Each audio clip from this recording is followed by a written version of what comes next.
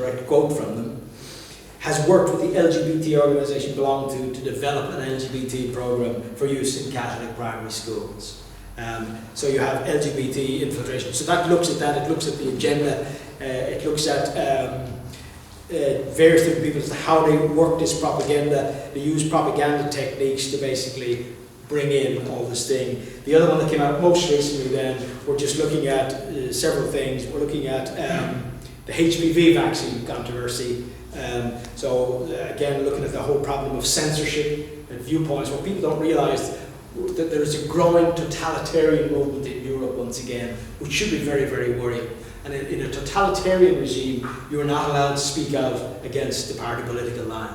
You're seeing that with LGBT. The other big totalitarian movement at the moment is climate change. Again, there is very, very little evidence for climate change. Climate has been changing all throughout. We've had ice ages, mini ice ages. If anybody remembers back in the 1970s, they said we were on the cusp of another mini ice age. Some of you who are as old as I am, I'm 57, will remember acid rain.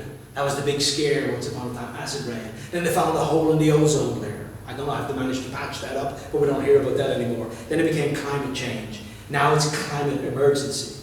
And they have this little 16-year-old autistic girl going around Europe and complaining about how everybody's destroyed. Like, they're using her.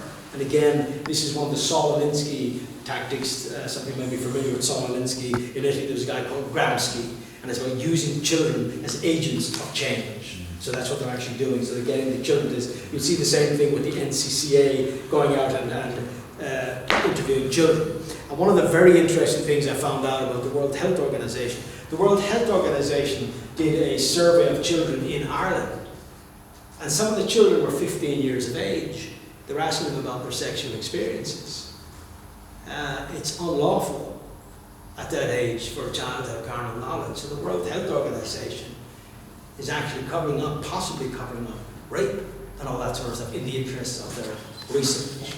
And again, you'll see movements to try and lower the age of consent and stuff like that. So what I would say to you is, protect your own children, write to the NCCA, write to your bishop, write to your priest, write to your government minister, and pray lots. Because as I say, this is a huge battle, and it's very, very decisive, and they will try to make it mandatory. The other, the good news story, anybody who reads the Catholic Voice, it's a good news story, but it's also a very worrying story. There was a young Protestant family down in Waterford, Nicholas and Catherine Sunshine. They basically wanted to homeschool their children. They read up the legislation. It said you must register your child, apply to TUSLA to register the child. They applied to TUSLA, wrote a letter, said we want to register a child, yada yada. TUSLA came back with a form called the R1 and said you must fill this form out. They said we don't like that form. You asked for consent, but there's no limits to the consent once we've given it, so we're not really that happy with that. Can you please register us and start the procedure? TUSLA said, no, you must fill out the form. There was a little bit of back and forth, and TUSLA said, if you don't fill out the form, we're closing your application. So they contacted TUSLA and said, what is the legal basis for demanding that we fill out this form? TUSLA decided they would take them to court and serve them with a school education order, basically saying that their children were not at school. They were taken to court. They were convicted of a criminal offence in the district court because their child was not at school. So they appealed it to the circuit court. The decision came out on the 26th of September, and the circuit court ruled that TUSLA had acted unlawfully. Where did that happen? Where did that happen? Waterford. Okay. So it was a temporary circuit court. But to date, I haven't looked recently, but up to date, none of the Irish media have touched the story.